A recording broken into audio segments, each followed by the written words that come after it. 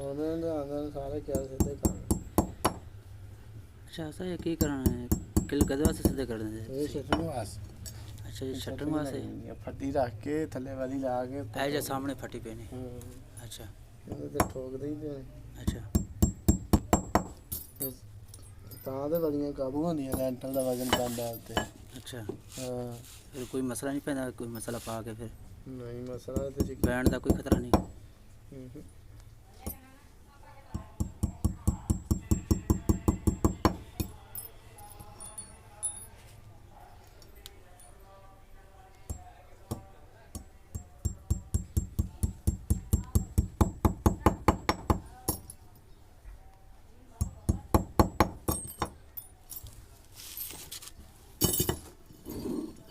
सारे मैं ही सीधे करने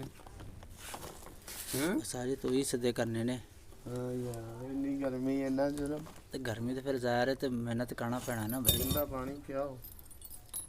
ठंडा पानी वाधू लेके आते हैं टेंशन ना ले तुसी पहले तुसी अपना काम तो कर लो वजी है वेख नो सारा लथे है थोड़ी वजी मिहनत फिर जो होंदा रहंदा है ना बाहर नवा आ रहा है सही है थोड़ी वजी है पैर का नौ लथा है मेहनत एडियां सौखियां नहीं करनियां बहुत औखियां